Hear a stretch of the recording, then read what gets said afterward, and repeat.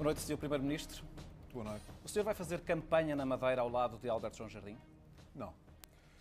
O Primeiro-Ministro, em primeiro lugar, não deve envolver-se nessa campanha eleitoral. Mas, sobretudo, nas atuais condições em que foi conhecido pelo país uma situação que é grave e que é irregular, que tem custos de reputação para Portugal.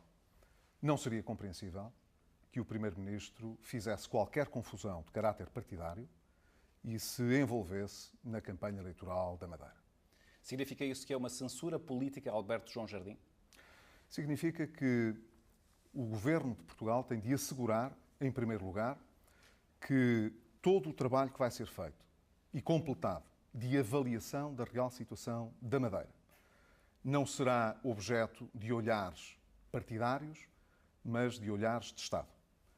O Governo tem, nesta altura, uma responsabilidade muito grande, que é aos eleitores da Madeira, ao país e à comunidade internacional, mostrar exatamente qual é a dimensão da situação das finanças públicas no arquipélago, mas, sobretudo, criar condições para que se possa corrigir uma coisa que não devia ter acontecido e que não pode voltar a acontecer. E qual é, afinal, a verdadeira dimensão do buraco financeiro na Madeira? Teremos de aguardar pelo fim dos trabalhos. Eles estão a ser desenvolvidos por uma comissão que envolve técnicos do Instituto Nacional de Estatística, da Inspeção-Geral de Finanças, do próprio Fundo Monetário Internacional. Quer dizer, não é uma equipa que, se tivesse sido nomeada pelo Governo para tentar acelerar um processo que precisa de ser bem escrutinado, é uma equipa bastante aberta, que dá garantias, totais garantias, de que até ao final deste mês, o mais tardar, será conhecida a verdadeira situação que se vive na Madeira. E quando é que o senhor soube da dimensão deste buraco? Nós tivemos pela primeira vez a indicação, através do Instituto Nacional de Estatística, de que poderiam existir acordos de renegociação de dívida que poderiam não estar contabilizados há cerca de uma semana atrás. Esperámos que o Instituto Nacional de Estatística pudesse confirmar se existia ou não reporte dessas situações para efeitos de procedimento de déficits excessivos no que respeita ao Eurostat, quer dizer, à Autoridade Estatística Europeia, e também ao Governo da República, na medida em que era importante saber se estes acordos de renegociação de dívida que tinham sido realizados em anos anteriores, mas sobretudo em 2010, no ano passado, portanto, tinham sido reportados ou não. Eu soube de véspera. Mas não acha estranho que o país só saiba de dívidas que têm a ver com o ano 2008, 2009 e 2010 em 2011? Com certeza que sim. Acho até bastante irregular e bastante grave. E o que é que falhou aqui? Tanto quanto sabemos, de resto, essa situação começou a reportar-se a 2004. Portanto, com importância diferente ao longo dos anos, desde 2004 até 2010, houve procedimentos de renegociação de dívida na Madeira que não foi declarada. É uma situação, evidentemente, que não tem... Mas o que é que falhou do seu ponto de vista? Foram as entidades de regulação do Isso é o que nós agora vamos averiguar. É importante até saber... Há indicação de que o Tribunal de Contas tinha feito já algumas denúncias. É importante saber exatamente o que falhou. Não há dúvida para já que falhou a obrigação de reporte do próprio Governo Regional. O Governo Regional tem a obrigação de declarar essas dívidas e elas não foram declaradas. Isto foi uma falha pessoal de Alberto João Jardim? É uma falha do Governo Regional da Madeira ao longo de vários anos. Em primeiro lugar. Em segundo lugar, é natural que o Estado, uma vez que essa situação aconteceu, e nós não temos conhecimento de que ela tenha acontecido em mais alguma outra instância, é indispensável assegurar que o próprio Instituto Nacional de Estatística, o Tribunal de Contas, o Banco de Portugal, irão para o futuro rodear-se de todas as cautelas para evitar que estas situações voltem a acontecer. Mas é preciso fazer mais. Vai apresentar medidas para isso? Hoje o Presidente da República disse que o Governo iria preparar um conjunto de medidas para evitar que esta situação se repetisse. E eu transmiti, quer ao Presidente da República, quer ao país já, apesar desta situação me ter apanhado no estrangeiro, informei que o Governo iria preparar legislação de modo a evitar que estas situações se possam voltar a repetir. Seja na Madeira, seja aonde for. Nós, insisto nisto, não temos conhecimento de que existam situações similares ao nível das outras administrações. Mas é importante assegurar, em primeiro lugar, que aquilo que permitiu que esta situação tivesse ocorrido na Madeira, não só não volta a ocorrer no futuro, no caso do arquipélago da Madeira, mas que não ocorra em mais nenhuma área da nossa administração. Isso significa, portanto, que nós precisamos de ver os mecanismos de reporte, os mecanismos de inspeção e, ao mesmo tempo, de responsabilização política, porque estas matérias não podem acontecer desta maneira e não ficarem sem consequências ao nível do apuramento das responsabilidades por parte daqueles que têm, evidentemente, o poder de decidir sobre esta questão. O senhor é presidente do PSD, Alberto João Jardim é o candidato do PSD às eleições regionais. O senhor mantém a confiança em Alberto João Jardim? Sabe que, em primeiro lugar, o governo que o PSD lidera na Madeira foi escolhido, no essencial, pelo povo da Madeira e pelo PSD da Madeira. Isto é importante saber-se. Quer dizer, não é o PSD Nacional, nem sou eu, que nomeio o Dr. Alberto João Jardim ou a equipa que ele tem para a Madeira. Em segundo lugar... Se tivesse esse poder, iria nomeá-lo? Deixe-me só dizer. Em segundo lugar, esta situação é uma situação que causa imenso desconforto ao líder do PSD, como é evidente, e a todo o PSD Nacional. Nós não escondemos que temos uma visão muito positiva do desenvolvimento que foi feito por intermédio da ação do PSD, quer quando foi governo na região autónoma dos Açores, quer na região autónoma da Madeira. Mas isso não desculpa, nem justifica a situação que hoje nos é apresentada. Durante muitos anos, os portugueses foram extremamente solidários, todos os portugueses foram extremamente solidários com os portugueses que vivem nos Açores e na Madeira. E, evidentemente, não mereciam, nesta altura, em que nos estamos a esforçar para nos distinguirmos de países que estão com problemas muito graves, como é o caso da Grécia, não merecíamos este custo de reputação que veio da Madeira. Portanto, este tema causa embaraço, evidentemente, nesta altura, nos termos em que apareceu, ao PSD. Mas não é o PSD agora que está aqui em causa. Mas o senhor é presidente do PSD. Se fosse o senhor a escolher o candidato para o governo, para se candidatar à liderança do Governo Regional da Madeira, esse candidato seria Alberto João Jardim? Eu creio que já respondi com clareza à sua questão. Eu penso que aquilo que aconteceu na Madeira é grave e não pode voltar a repetir-se. E eu não caucionarei, com a minha presença, esse tipo de comportamentos na Madeira. Agora é importante reconhecer que aquilo que se passa no PSD da Madeira e na Madeira tem, em primeira instância, de ser avaliado também, quer pelos eleitores da Madeira, quer pelos militantes do PSD da Madeira. Vamos então e eu falar não quero confundir as duas do coisas. plano de austeridade para a Madeira, que vai ser necessário em função da situação de emergência financeira que se vive na região. Acha que Alberto João Jardim é o homem para executar um plano de austeridade? Bem, só o futuro dirá. O que é importante é que o próximo governo Mas o senhor tem regional dúvidas da quanto a Madeira... isso? Não é uma questão de dúvidas. Nós temos todos de nos certificar, insisto neste aspecto, que aquilo que se passou não se voltará a passar, seja com quem for. Houve agora um governo em particular que tem a responsabilidade por esta situação, mas nós não queremos que esta situação ocorra com mais nenhum governo ou com quaisquer outros dirigentes.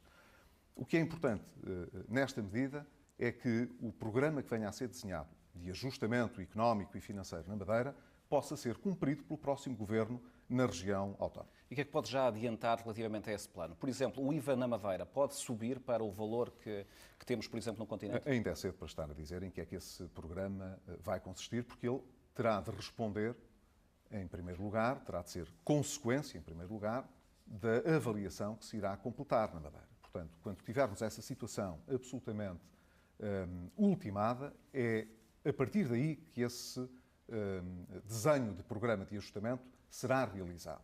E é importante que se realize também com a cooperação do próprio Governo da Madeira, porque imagino o que teria acontecido em Portugal se não houvesse, em todo o país, se não tivesse existido, quando nós precisámos de pedir assistência financeira à União Europeia e ao Fundo Monetário Internacional, a intervenção do Governo e dos principais partidos da oposição. É importante que esta matéria possa ser vista também com esse grau de independência e de isenção no caso da Madeira. Acha que este caso pode pôr em risco o cumprimento do déficit para 2011?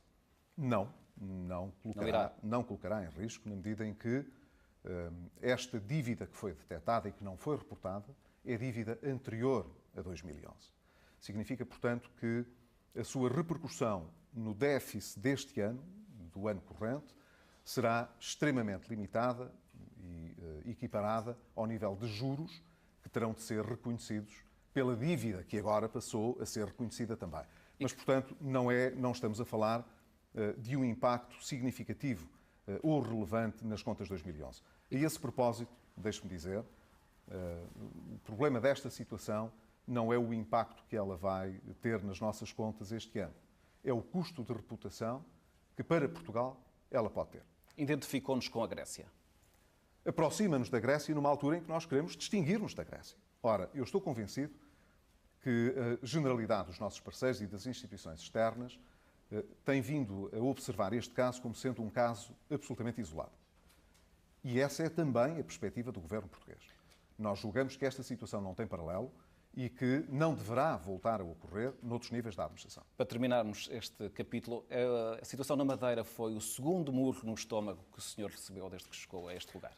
Eu recebi esta notícia, a confirmação desta notícia, quando estava na Polónia, a conversar justamente com o primeiro-ministro polaco. O ministro das Finanças recebeu esta notícia quando estava numa reunião dos ministros das Finanças da União Europeia. Como deve calcular, não foi uma boa notícia e aquilo que eu tive de explicar fora de Portugal, mesmo sem ter mais elementos, não foi confortável. Mas aquilo que eu quero dizer é que, em primeiro lugar, o país pode ter a certeza, e o povo da Madeira também, que nós não confundimos a responsabilidade de quem não reportou esta situação, e devia ter reportado, com a situação que se vive pelos portugueses que vivem na Madeira. Acha que quem E, em segundo lugar, que não temos dúvidas, infelizmente, que o nível de esforço que a Madeira vai ter de fazer para reabsorver esta dívida será um esforço grande. Nós temos em Portugal, de um modo geral, uma dívida demasiado elevada, como é sabido. E os portugueses sabem que vão ter de desenvolver um espírito de sacrifício bastante grande, que de resto já tem vindo a ser patenteado, para que a nossa própria dívida, enquanto nação, como país, possa ser paga. A ajuda que obtivemos externamente terá de ser paga. O excesso de dívida que o Estado tem e de déficit que o Estado tem vai ser objeto de sacrifícios dos portugueses. O mesmo acontecerá na Madeira, com certeza. Vamos passar para um outro capítulo que tem a ver com os impostos. Durante a campanha eleitoral, o Dr. Pedro Passos Coelho, então candidato a primeiro-ministro, afirmava que o esforço de ajustamento orçamental devia ser feito, sobretudo, do lado da despesa e não do lado da receita. Ora, a verdade é que chegou ao governo e em 3 meses aumentou 3 vezes os impostos. O senhor acha que deve um pedido de desculpas aos portugueses? Sabe que o grande ajustamento que nós vamos fazer em termos de déficit da República vai ser sobretudo pelo lado da despesa e não pelo lado da receita e dos impostos. Em 2011? Em 2011, em 2012, em 2013 e em 2014. Bom, em 2011 já tivemos 3 aumentos de impostos. No âmbito, eu já explicarei isso porque acho que é importante falarmos disso.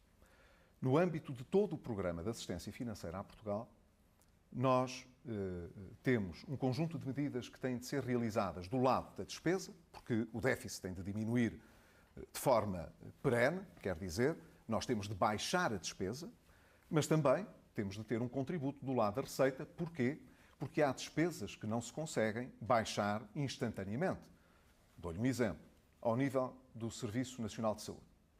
Nós sabemos que a nossa despesa pública em saúde, em educação, nos apoios sociais, estas despesas em conjunto somam grande parte dos impostos que nós cobramos. Se a isso adicionarmos os salários, praticamente todos os impostos que cobramos e contribuições para a segurança social são gastas nestas áreas: saúde, educação, segurança social e salários. O que é que isto significa? Mas isso era assim antes, durante a campanha, e é assim agora, não é verdade. Novidade. O que é que Na isto altura, a questão que era colocada, que este governo, significa? a proposta que este governo iria apresentar Mas aos eu vou portugueses... responder à sua questão. Não, Muito bem, então... Nunca ninguém me ouviu evitar Era responder a justamente qualquer que questão. o grande esforço seria feito do lado da despesa. Mas será. É isso que está previsto. Nós, dizia-lhe eu, e dizia isto aos portugueses, precisamos de reestruturar seriamente a forma como o Estado, na área da saúde, da educação, da segurança social, pratica estas despesas. Porquê? Porque se elas praticamente representam a totalidade dos impostos que nós recebemos e das contribuições sociais, tudo mais que o Estado tenha de fazer é déficit e não o podemos ter.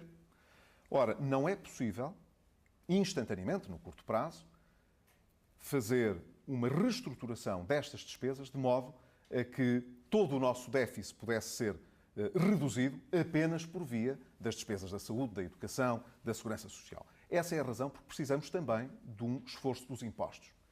Quando cheguei ao Governo... Sr. Primeiro-Ministro, deixa-me só interromper para lhe lembrar o seguinte. No projeto de resolução do PSD que conduziu ao derrubo do anterior Governo, em março deste ano, dizia-se claramente o seguinte, que o aumento dos impostos era, e eu vou citar, era a receita da incompetência. E sobre a possibilidade de haver um corte do 13º mês, o senhor, em campanha, disse que isso seria um disparate. O que eu lhe pergunto é, o que é que mudou em tão pouco tempo que o fez mudar de opinião? Os portugueses sabem que nós, quando chegámos ao Governo, não encontramos a situação que era suposto estar retratada à partida no memorando de entendimento que foi assinado com a Troika. Quer dizer, quando chegámos ao Governo, nós reparámos que havia um desvio face àquilo que era a perspectiva organizada do anterior Governo e da própria Troika, havia um desvio de cerca de 2 mil milhões. Tal desvio que exigia um esforço colossal. Isso, sem dúvida, não tenho dúvida nenhuma de que vai ser preciso um esforço muito sério, um esforço mesmo colossal para ultrapassar esta situação. E esse esforço traduziu-se do lado do Governo no anúncio de que seria criada uma sobretaxa extraordinária no final do ano, equivalente, de certa maneira, pode-se dizer assim, metade do subsídio de férias, do subsídio de Natal, para todos os portugueses com rendimentos acima do ordenado mínimo nacional. E será fechado ainda por outro tipo de medidas, menos do lado da despesa e mais do lado da receita. Isso é verdade. Porquê? Porque, quando temos muito pouco tempo para executar as medidas, a despesa demora, evidentemente, mais tempo do que a receita. Significa, no entanto, que o Estado não terá arrecadado mais receitas por via fiscal antes de ter dado um contributo significativo para a redução da despesa. Porquê é que isso aconteceu? Porque o Estado só arrecadará esta sobretaxa, a receita associada a esta sobretaxa extraordinária no final do ano, mas o Governo não deixará, até ao final do ano, de executar várias medidas de diminuição da despesa. O que era importante, no entanto, assegurar era que, do ponto de vista externo, não ficasse nenhuma dúvida de que Portugal iria cumprir os compromissos a que se tinha comprometido. Se nós, nessa altura, não tivéssemos adotado essa posição, aquilo que teria acontecido era que teríamos sido associados imediatamente ao que estava a passar à Grécia e, portanto, logo no começo de um programa de ajustamento que é indispensável para Portugal, nós teríamos falhado e eu isso não aceitava. Portanto, prefiro encarar os portugueses e dizer-lhes que fomos forçados a tomar medidas que eram manifestamente indesejadas por nós e impensadas por nós, para garantir que em Portugal a receita que estamos a ver na Grécia ainda hoje não se aplicaria aos portugueses. Neste momento, pode garantir que em 2012 não vai haver aumento de impostos? Em 2012 haverá o aumento de impostos que está programado no memorando de entendimento. Que é a reestruturação do IVA. Que envolve a reestruturação do IVA, envolve a possibilidade, a necessidade de certos escalões de rendimento terem menos deduções em sede fiscal, com despesas de saúde, de educação e de habitação. Vai haver mais cortes nas deduções do que aquelas que já foram feitas? Não, são as que estão previstas. Quer dizer, são exatamente... Aquelas que já foram anunciadas. Exatamente as que estão no memorando de entendimento. Portanto, a única mudança que vai haver é relativamente ao IVA, é isso que me está a dizer. Mas deixe-me dizer porque a reestruturação do IVA também lá está prevista. Está prevista no memorando, exatamente. Deverá, supostamente, render perto de 410 milhões de euros para reduzir o déficit em 2012. Mas isso são medidas, é muito importante que se perceba, são medidas que já estão programadas. É do IVA já está programada, a questão da reestruturação do IVA. E sobre isso eu queria perguntar o seguinte, a reestruturação vai ser feita em que medida? Isto é, vai haver um aumento da taxa máxima, vai acabar com a taxa intermédia ou vamos ter aqui uma mudança de produtos de uma taxa para outra? O que é que vai acontecer exatamente? Não está prevista, isso eu posso dizer desde já, não está prevista qualquer eventualidade de agravamento da taxa normal do IVA, que já é uma taxa muito elevada. E quanto à taxa intermédia? Está fixada em 23%. O que significa, portanto, que a reestruturação do IVA terá de envolver a reclassificação de bens e de serviços, de produtos, que hoje estão taxados ou à taxa intermédia ou à taxa reduzida. Não quero, nesta altura, estar a particularizar aquilo que será apresentado na altura com o Orçamento de Estado. É nessa altura que essas decisões serão apresentadas. Mas irá manter a taxa intermédia do IVA? Não posso garantir isso nesta altura. Seria absolutamente prematuro estar a dizer, e faltaria, com todo o rigor, àquilo que vier a ser apresentado, na sequência do estudo que está a ser efetuado ao nível do Ministério das Finanças. Portanto, o que eu posso concluir daquilo que me está a dizer é que não haverá um aumento da taxa do IVA que se encontra nos 23%, mas, quanto à taxa intermédia, poderá terminar. E o que significa que haverá alguns dos produtos que estão neste momento é uma possibilidade. Na taxa intermédia que passarão para a taxa máxima. Não é uma decisão que já esteja tomada. Esta decisão envolve, de resto, é preciso dizer também, a calibragem daquilo a que se chama, o ajustamento daquilo a que se chama a desvalorização fiscal, que corresponde à descida da taxa social única a pagar pelas empresas. Como sabe, nós temos o compromisso com a Troika de defender uma desvalorização fiscal com a descida da taxa social única, que são basicamente os custos por cada trabalhador que as empresas têm de pagar, transferir para a Segurança Social. Quando é que o Governo vai ter uma decisão sobre essa matéria? Esta medida tem de ser financiada através do IVA também. Isso está praticamente garantido, não há outra possibilidade. Portanto, o que vier a acontecer com a reestruturação do IVA e que será apresentado com o Orçamento de Estado, responde a duas necessidades. Em primeiro lugar, à necessidade de afetar uma parte dessa receita à diminuição do déficit, tal como já está previsto no memorando de entendimento que foi acordado pelo país, com a Troika, e, por outro lado, à necessidade de financiar uma descida da TSU, tal como está também acordado com a Troika. A dúvida neste último caso, antecipando-me à sua pergunta, é saber se haveremos de aplicar uma descida generalizada da taxa social única, sendo que não temos, nesta altura, muita margem orçamental para o poder fazer, ou se encontramos, tal como o Banco de Portugal, por exemplo, o procurou uma solução fazer, alternativa. Uma solução alternativa que nos permita defender o emprego, através da chamada criação líquida de emprego, que hoje em dia está sobretudo associada aos setores mais dinâmicos, que são os que estão ligados à exportação. Portanto, e isso permitir-nos fazer duas coisas de uma só vez. Tornar mais barata, em termos de IVA, a descida da taxa social única e, por outro lado, fazer uma descida acentuada para todas as empresas que puderem, em termos líquidos, apresentar mais empregos criados do que aqueles que são destruídos. Quando é que vai ter uma decisão sobre isso?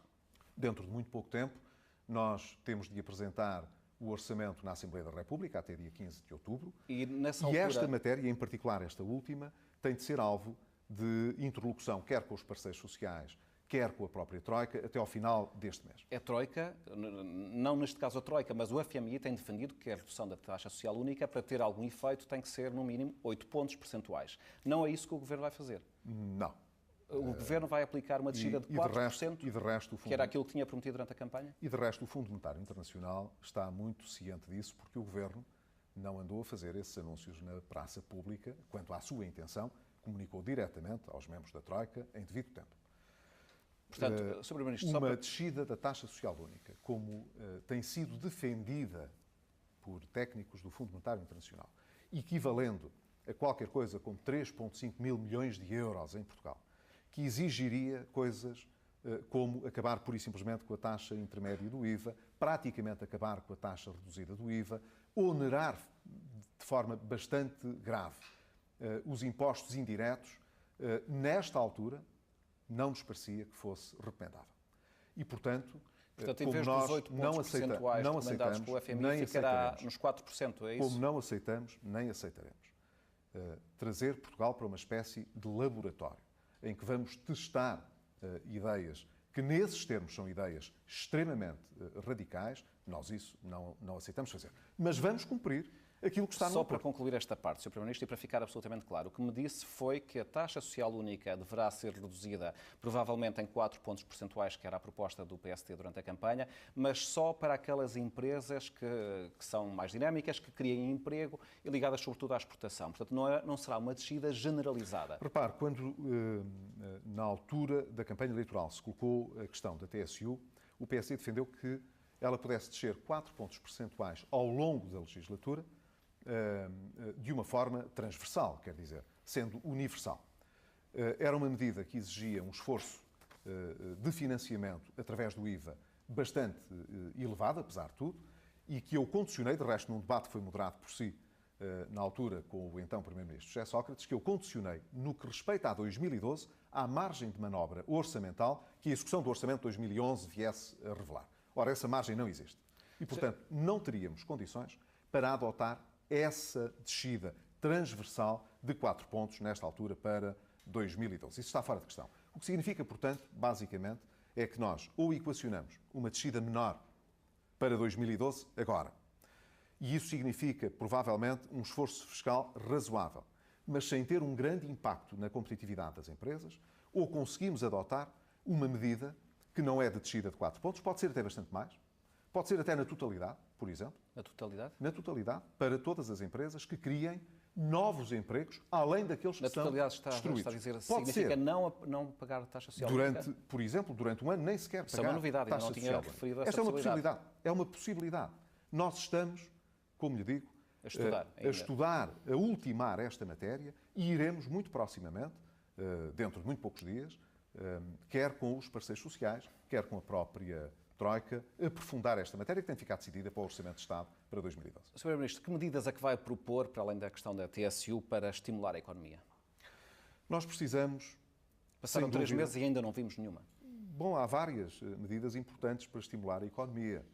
Uma já foi anunciada há pouco tempo, embora tivesse passado para já um pouco despercebida do grande público, mas as empresas apreciaram-na bastante. Teve que ver com a possibilidade de nós adiarmos um ano o prazo dos reembolsos que deveriam ser necessários do lado das empresas, das linhas de crédito que receberam ao nível do PME Invest. Quer dizer que até ao final do ano, muitas empresas teriam de pagar empréstimos que contraíram no valor de mais de 1.000 milhões de euros, o que significaria, nesta altura, digamos, a possibilidade, em termos de tesouraria para muitas empresas, de asfixia. Mas vai haver um pacote para estimular a economia? Porque, de facto, muitos empresários têm dito que não têm visto o Ministro da Economia. E estão à espera de que o Governo faça mais alguma coisa para além da O Ministro da Economia está a preparar o seu trabalho. E está a preparar o seu trabalho em várias áreas. Desde logo na reestruturação das empresas públicas. Como sabe, Portugal tem um peso em termos de consumo de recursos financeiros do lado do Estado e das empresas públicas que não é suportável. E essas empresas têm de ser reestruturadas. Ainda ontem e hoje apareceram notícias, por exemplo, sobre as estradas de Portugal, que indicam que, o mais tardar, a partir de 2013, princípios de 2014, as estradas de Portugal deixariam de ter condições de solvência. Quer dizer, como a empresa estaria falida. Ora, nós não podemos deixar que isto aconteça. As estradas de Portugal têm de ser reestruturadas, a RTP tem de ser reestruturada, há muitas empresas que precisam de ser reestruturadas. O Ministério da Economia e o Ministério das Finanças têm vindo a ultimar os processos de reestruturação destas empresas, que devem estar concluídos até ao final deste ano. Algumas delas estão já a ser anunciadas. Sr. Primeiro-Ministro, a questão é que há muitos observadores que alertam para o facto de que, a seguir esta estratégia, que no fundo de austeridade e que para muitos observadores acrescentam recessão à recessão, podemos chegar ao fim deste período, 3, 4 anos, e termos de facto as contas equilibradas, mas a economia de rastros. Este é um problema que se pode colocar. Pode, teoricamente pode, mas a alternativa é, se nós não controlarmos o nosso déficit, nem a nossa dívida, não estaremos cá para contar a história daqui a 3 anos ou daqui a 4 anos, porque o financiamento à economia acaba já. Essa é a razão porque eu julgo os portugueses começam a ter, de facto, consciência da situação extremamente melindrosa em que nós nos encontramos. E em que nos encontramos ainda, deixe-me dizer. Não é a função do Primeiro-Ministro assustar o país, não é esse o meu objetivo. Mas é importante que o país perceba realmente a situação dramática em que ainda estamos e a situação de emergência que o país vive. Nós estamos à beira de uma situação de grande incerteza, se não de incumprimento por parte de um Estado da União Europeia e do euro. Essa situação poderia representar para Portugal poderia trazer para Portugal consequências desastrosas. Sobretudo ao nível do financiamento da banca e da economia, que é uma situação de que nos precisamos de proteger. E o Governo está preparado para essa situação? Tem um plano para... Com certeza que sim. Para enfrentar essa situação, essa possibilidade? Seria um Governo muito irresponsável se não estivesse a preparar essa possibilidade. Foi por causa desse receio que o senhor alertou que não iria permitir tumultos no país, nem que se incendiasse o país? Bem, eu acho que o país deve saber que o Governo está convicto do caminho que está a seguir, percebe que as pessoas possam sentir-se desconfortáveis, algumas até revoltadas, com a situação a que o país chegou, mas quis dizer inteiramente ao país que não confundo aquilo que é o direito à greve, o direito às pessoas se manifestarem, a demonstrarem essa insatisfação. Mas o senhor tem informações que chamam a atenção para a possibilidade disso poder acontecer? Distingo bem isso daquilo que se tem passado, nomeadamente nas ruas da Grécia, e que nós não desejamos que aconteça em Portugal. Não deseja, mas receia que aconteça, Sr. Primeiro-Ministro. E foi essa a mensagem que eu quis deixar ao país, porque estou certo que falo em nome da grande maioria dos portugueses que não querem ver essa situação. Mas quando faz essa... Mas deixe-me responder à sua outra pergunta. Deixe-me só para concluir isto. Mas quando fez essa afirmação, significa que tinha informações de que isso poderia acontecer? Não. O que nós sabemos é o que está a acontecer noutros lados. E não queremos que aconteça cá. E eu julgo que os portugueses não querem que essa situação aconteça no seu próprio país. Agora, a razão porque eu tenho aplicado uma parte do meu tempo a falar com outros primeiros-ministros europeus, com a própria Comissão Europeia, com o Banco Central Europeu, deve-se ao facto de ser necessário preparar todas as condições para defender Portugal no caso de alguma situação que é absolutamente indesejada, mas para a qual temos de estar preparados, que possa ocorrer na Europa, nomeadamente na Grécia, que nos possa afetar. E que impacto é que teria a falência da Grécia? Para isso é preciso duas coisas. Em primeiro lugar, que o país esteja a cumprir e até a superar, que é como quem diz, a surpreender, na execução de todas as medidas que estavam previstas. O Governo tem-se aplicado nisso e isso hoje é reconhecido pela Troika, pelos nossos parceiros europeus, e isso é extremamente importante. Se alguma coisa muito negativa acontecer, é importante que aqueles que nos podem ajudar, reforçando um pedido de ajuda, nomeadamente a todo o sistema financeiro, reforçando eventualmente o próprio programa de assistência, que o possam fazer convencidos de que aquilo que aconteceu na Grécia não acontecerá. Mas acha que vamos precisar de um segundo programa de apoio da Troika? Em segundo lugar, se alguma coisa muito grave acontecer na Grécia, isso vai ser necessário. Não podemos excluir essas possibilidades. Há uma coisa que nós sabemos. O que depender da nossa ação tem de correr bem. Quer dizer, nós temos de cumprir exatamente tudo o que está acordado. O que não depende de nós, depender da ajuda dos países que estão na União Europeia, ou do Fundo Monetário Internacional, do próprio Banco Central Europeu, e num cenário de incumprimento da Grécia, evidentemente que essa ajuda será necessária, em diversos graus, mas poderá ser necessária, é importante que esses nossos parceiros, os outros países europeus, acreditem que vale a pena apoiar Portugal e, neste caso, a Irlanda também. Porquê é que o Governo está a demorar tanto tempo a apresentar os prometidos cortes na despesa? Bem, o Governo tem vindo a implementar cortes de despesa que são significativos. Apresentou recentemente um programa que se traduz numa poupança de 100 milhões de euros, o que é muito pouco. Sabe que esse programa, que foi já anunciado, de modernização e de reestruturação, de redução, portanto, de efetivos na administração central, é extremamente importante. É verdade que parece pouco, não é? São só 100 milhões. Voltando ao passado, no ano passado o PSD identificou uma lista de cortes que correspondiam a uma poupança de 1.800 milhões de euros. Era a lista apresentada, 1.700 apresentada por Miguel Macedo. A pergunta que eu te faço é porque é que não segue essa lista? Mas sabe que essa lista foi, em grande medida, incorporada no Orçamento de Estado para 2011. Na altura em que nós apresentámos no Parlamento, em setembro do ano passado, esse conjunto de propostas que visavam, sobretudo, apresentadas pelo governo de Sócrates, que visavam, sobretudo, cortar consumos intermédios do Estado, e vale a pena, talvez, recordar que, quando demos o nosso assentimento, na altura, ao PSD, em maio de 2010, para que fossem aumentados os impostos, nós pedimos ao governo de então que cortasse em valor equivalente, nesse ano, cerca de 1.000 milhões de euros, a despesa. E o que se passou ao longo daquele ano é que a despesa, em vez de ser cortada, continuou a crescer. E nós chegámos, a meados de setembro, e apresentámos na Assembleia da República uma proposta que visava cortar cerca de 1.700 milhões em consumos intermédios do Estado. Ora, boa parte destes cortes que nós propusemos, então, acabaram por ser consagrados no Orçamento de Estado, que foi viabilizado pelo PSD o ano passado, para 2011. Muito bem, a promessa de fazer... Mas já agora deixe-me só dizer uma coisa que isto é importante.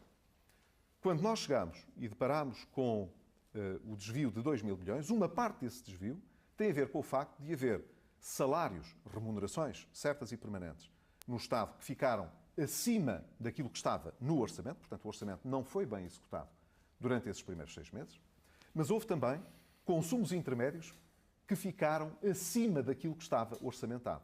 Significa que nós, para cumprirmos uma parte significativa daquilo que já estava consagrado no orçamento que nós viabilizámos e que foi apresentado pelo governo anterior, isso significa que nós temos de reduzir despesas significativamente todos os meses até ao final do ano. E é isso que estamos a fazer. Se o não fizéssemos, deixe-me dizer, se não cortássemos nesses consumos intermédios, nós chegaríamos ao final do ano e não cumpriríamos a meta dos 5,9%. É promessa de fazer um ajustamento orçamental seguindo os 2/3 do lado da receita, 2/3 do lado da despesa, 1/3 do lado da receita, não vai ser cumprida? Vai ser cumprida. Quando? No ano que vem? Não. No orçamento de 2012? No ano que vem e até ao final do programa. O nosso objetivo, portanto, é que até ao final do programa, do lado da despesa haja um contributo de 2/3, do lado da receita haja um contributo de 1/3. É isso que está fixado e foi isso que foi reafirmado quando apresentámos o documento de estratégia orçamental que vai até ao final desse período. Isso obrigou-nos a fixar, quer o desvio que detectámos este ano, quer a necessidade de corrigir o esforço do lado da despesa para anos futuros, levou-nos a fixar para o próximo ano uma redução da despesa corrente primária, quer dizer, sem juros da nossa dívida, muito maior do que aquela que estava inicialmente prevista no programa. E o Governo vai avançar com decisões amigáveis na função pública? É uma possibilidade que nós não descartamos. Mas há dinheiro para isso, para pagar essas indemnizações? Deixe-me, porque estamos a falar realmente de coisas muito importantes e não as podemos deixar passar como se elas fossem vulgares. O nível de redução de despesa com que todos os ministros se comprometeram, que é como quem diz, com que todos os setores da administração se comprometeram, para 2012, não tem paralelo nos últimos 50 anos em Portugal. Obriga a uma redução de despesas, nomeadamente em áreas sociais que são sensíveis e, portanto, onde é mais difícil fazê-las. Já vamos falar da saúde, extremamente relevante. O Ministro da Saúde, de resto, tem feito um trabalho notável nessa área. Tem sido extremamente criticado porque, finalmente, se começam a perceber os cortes de despesa que estavam tão prometidos, mas que não eram concretizados por ninguém. Mas isso vai ter como sabe qual foi o resultado? Os custos na qualidade da saúde, Sr. Primeiro-Ministro. Mas sabe qual foi o resultado? É que temos visto os operadores da saúde, nomeadamente médicos, a dizer que, de facto, quer dizer, se reduzem os transplantes, é a saúde dos portugueses que fica em causa. Não, ninguém disse que se iam reduzir os transplantes. É preciso, enfim, falar com Sim, mas uma poupança de 800 milhões de euros terá um forte impacto na qualidade dos serviços prestados. O que o Ministro da Saúde anunciou foi a redução de incentivos para que os transplantes se fizessem. É uma coisa completamente diferente. Sabe que isso foi um programa criado há muitos anos, julgo que bem, numa altura em que Portugal tinha um nível de transplantes muito baixo. E foi preciso criar incentivos para que a estrutura hospitalar pudesse desenvolver um programa mais arrojado de transplantes. O nível a que hoje nos situamos, que é um nível extremamente elevado, não justifica já a existência desses incentivos. Portugal já tem hoje, e pode-se orgulhar, um nível de execução de transplantes que poupa dinheiro ao Estado, prolonga a vida, como é evidente, e, portanto, que deverá ser mantido. Mas deixe-me só dizer uma coisa que eu acho que é importante. Cada vez que o Governo anuncia uma medida de corte de despesa, aparecem sempre setores a dizer cortem no outro lado, aqui não pode ser. Não sei se reparou, toda a gente, durante muito tempo, disse é importante o Governo mostrar que se pode cortar rapidamente despesa.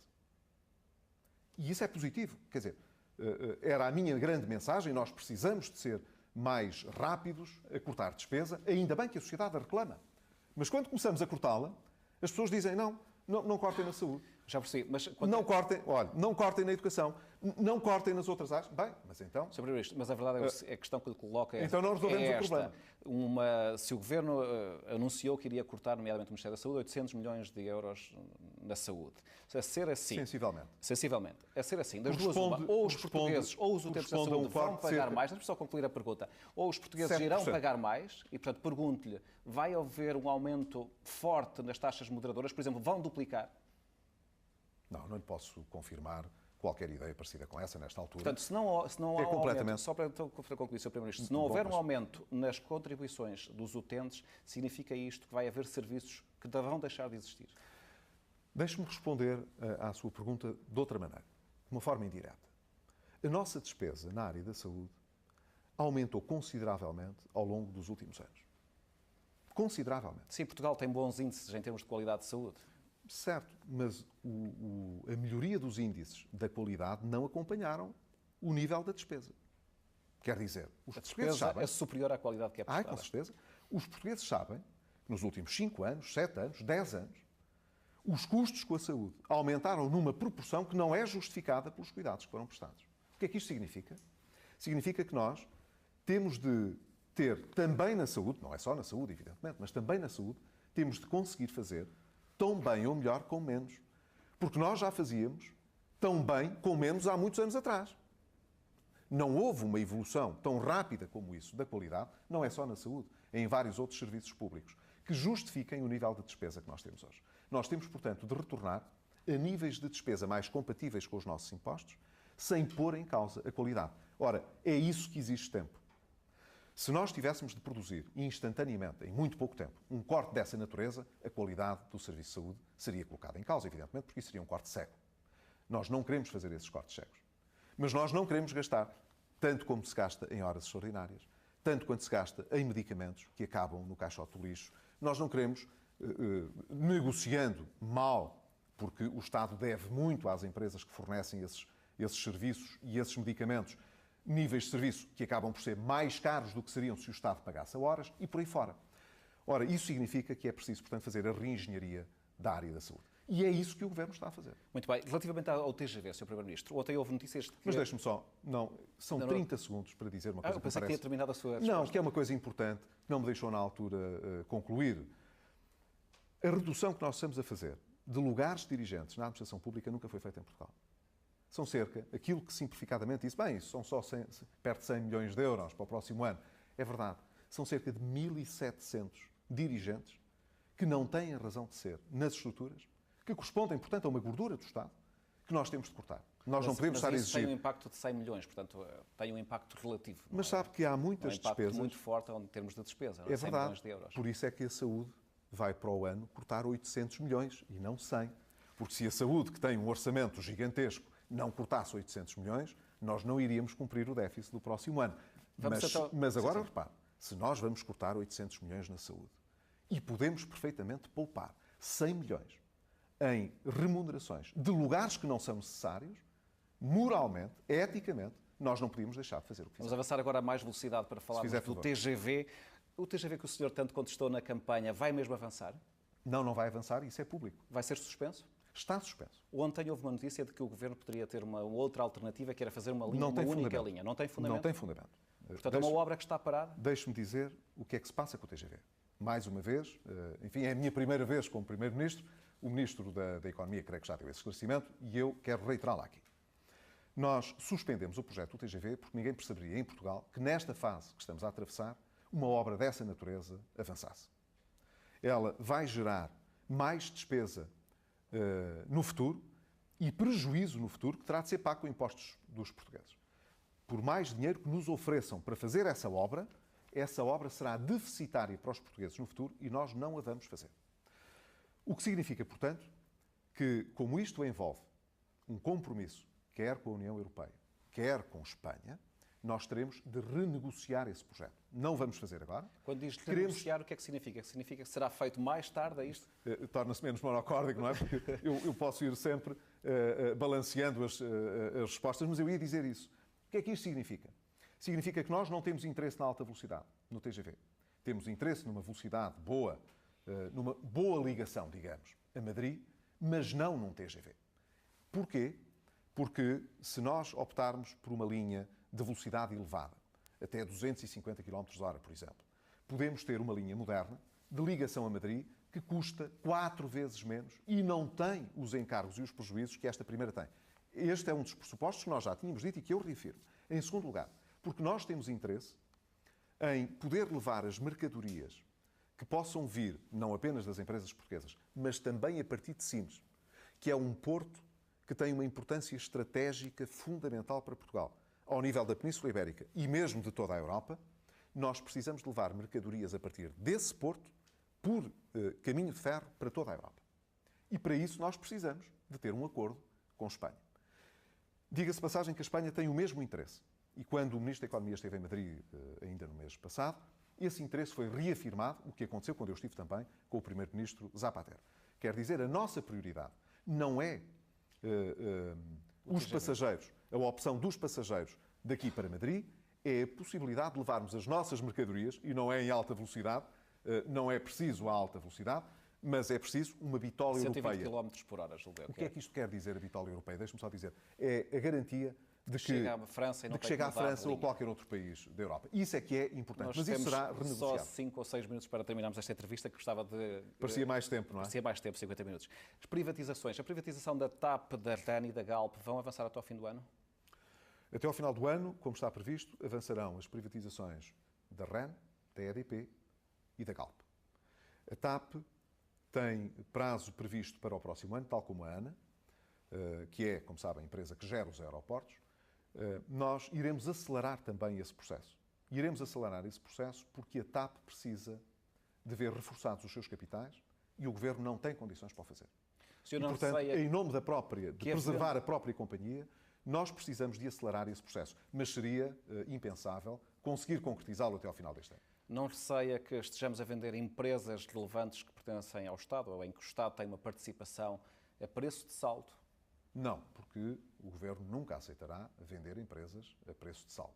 É que no atual contexto de mercado, a possibilidade de vender a um bom preço não é muito elevada, não é? Em primeiro lugar, esta é uma má altura para vender.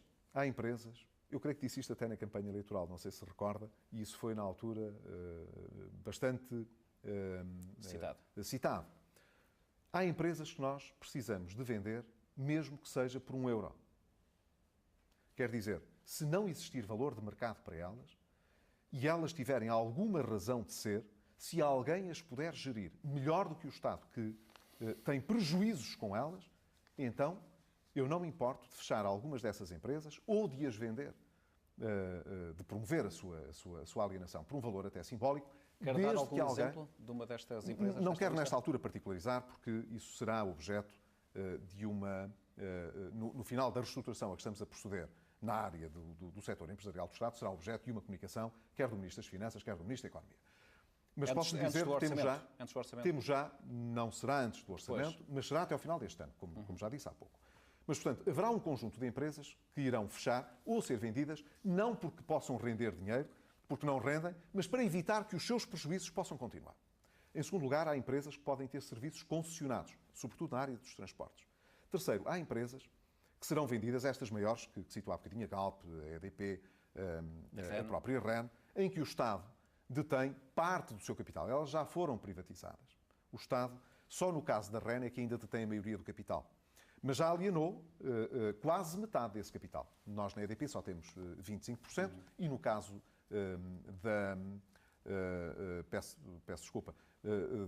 da RAN, da EDP, e no caso da Galp, só temos 7%. Ora, o que é que nos importa aqui? Duas coisas. Em primeiro lugar, com estas privatizações. Em primeiro lugar, tirar o Estado dessas empresas. O Estado não nasceu para gerir empresas, em primeiro lugar. Em segundo lugar, nós precisamos de atrair capitais externos. Nós precisamos... Para si não choca que estas empresas fiquem em mãos estrangeiras? Com certeza que não. O que me choca é que estas empresas não tenham... O que me choca é que estas empresas, como é o caso, por exemplo, da Galp, ou como é o caso da EDP, não tenham um músculo suficiente para fazerem o nível de investimentos que precisam para manter a dimensão que têm. Seja no Brasil ou em qualquer outro lugar. Estou a acelerar porque, de facto, estamos a chegar ao fim da nossa entrevista. Não, mas deixe-me dizer, portanto, que aqui... vai impor como condição que o centro de negócios permaneça em Lisboa? Eu isso posso garantir. Pode garantir? Posso garantir que não iremos vender as participações que temos em nenhuma destas empresas a preço de saldo. Pelo contrário, temos a perspectiva de poder fazer até aí uma boa arrecadação de receita. Mas, em segundo lugar... Se não houver uma oferta... Eu peço desculpa estar a interromper, mas de facto nós temos que acelerar. Mas se não, eu estou a acelerar também, se não houver mas tenho de responder à sua pergunta. Se não houver uma oferta que seja, do ponto de vista do Estado, uma boa oferta, o Governo não vende? Com certeza que sim. Não iremos vender a preço de saldo. Agora, a ideia de que vale mais vender daqui a 3 ou 4 anos, quando o mercado estiver bom, do que agora, é uma ideia fantasiosa. Porque nós precisamos de fazer não apenas o encaixe financeiro, como a dinamização da nossa economia e a concorrência e a abertura da nossa economia, não é daqui a 4 ou 5 anos, é agora. E é por isso que nós temos urgência nessas privatizações. Quanto à RTP, o senhor acha que o senhor vai ser sensível ou é sensível aos apelos que têm surgido de várias empresas de comunicação social, desde os operadores privados de televisão, dizendo que se a RTP for privatizada, isso terá um impacto tremendo na vida destas empresas? Com certeza que somos sensíveis às condições de mercado, mas a ideia que expressamos irá avançar até ao final de 2012. Isso está previsto. Nós precisamos de produzir uma reestruturação da RTP. O Ministro recebeu hoje mesmo, da parte do Conselho de Administração, um plano de reestruturação da empresa para que ela reduza o nível da sua despesa para um nível mais compatível com os portugueses. Hoje a RTP consome mais despesa do que toda a Presidência do Conselho de Ministros, incluindo todos os apoios que damos à cultura em Portugal num ano. Em bom rigor, tudo isto junto, serviços de informação, cultura, desporto, juventude, consome menos cerca de 100 milhões de euros do que a RTP. Portanto, precisamos de reestruturar a empresa. E, em segundo lugar, prepararemos, nos termos que estão previstos no programa de governo, a alienação de um dos canais, na medida em que a RTP possui 2 canais comerciais nesta altura. Muito bem. Perguntas finais. Como é que estão as suas relações com o Presidente Cavaco Silva? Bem, são relações institucionais que julgo que são impecáveis e tem sido, nos termos em que o próprio Presidente da República formulou na tomada de posse do Governo, a cooperação institucional e estratégica com o Governo tem sido perfeita. E a saúde da coligação? Boa também. Melhor fora que ao cabo de 3 meses, fará 3 meses dentro de um dia, o Governo não tivesse uma coligação de boa saúde. A falar muito sobre a situação portuguesa, sobre a situação doméstica, digamos assim. Não percebi. Não temos ouvido Paulo Portas, o líder do não outro temos partido ouvido. da coligação. Eu pensei que estava a dizer temos ouvido. Não temos. E, portanto, o Ministro Paulo Portas é esse silêncio pode ser um pouco estranho.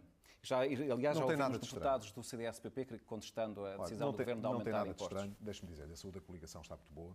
Não há nenhum problema, nem com a coligação, nem comigo e com o Dr. Paulo Portas. Antes, pelo contrário, o Dr. Paulo Portas é Ministro dos Negócios Estrangeiros. Isso obriga-o, evidentemente, a uma estadia prolongada fora do país, o que já sabia antes, mas não existe nenhum problema nem de confiança, nem de solidariedade dentro do Governo, antes pelo contrário. Não acha que faz falta a voz de Paulo Portas para defender as posições do Governo? Mas o Dr. Paulo Portas é Ministro deste Governo e está solidário com este Governo, isso não tenho dúvida nenhuma. Uma última pergunta. Nem este Governo conseguiria realizar a tarefa que tem para realizar, que é livrar Portugal desta ajuda externa e recuperar o prestígio do país, se a coligação, se o Governo e a maioria que o suporta não fosse coesa. O senhor ainda viaja em classe económica nas suas deslocações na Europa? Na mesma, conforme sempre ocorreu. Por acaso, agora até vou deslocar-me a Nova Iorque, onde irei participar numa reunião do Conselho de Segurança das Nações Unidas e na Assembleia Geral das Nações Unidas. E até vou viajar em económica, apesar, não havia mesmo lugar em executiva, apesar de, nestas deslocações transcontinentais, estar previsto que os membros do Governo, em deslocações de mais de 4 horas, possam deslocar-se em executiva. Mas, por acaso, irei em económica, eu e toda a comitiva que vai comigo. É uma novidade, porque estava à espera que nas ligações internacionais de maior curso, de mais longo curso, o Primeiro-Ministro estivesse em primeira classe, não havia lugar. Não havia lugar para estudar. Não havia lugar e foi assim que aconteceu. Mas sabe que esse gesto não poupa o suficiente para acabar com o déficit do país, mas, mais uma vez, pretendeu ser um sinal relevante. Tenho pena, apesar de tudo, que este valor ético, que foi diversas vezes exercido pelo Governo em muitas áreas, pudesse ter merecido alguma desatenção de diversos setores. Mas eu fico feliz por isso não ter sido tão valorizado como, por exemplo, o acordo que fizemos na área da educação, ponto fim a praticamente 3 anos de convulsão nas escolas, com o acordo que conseguimos fazer com a avaliação dos professores, e orgulho muito que o Governo, em menos de 3 meses, tivesse resolvido um problema que se arrastou durante mais de 3 anos. Sr. Primeiro-Ministro Pedro Passos Coelho, agradeço-lhe imenso esta entrevista e nos ter recebido aqui em São Bento. Nós vamos fazer um debate sobre esta entrevista já a seguir na RTP Informação. A todos, uma muito boa noite.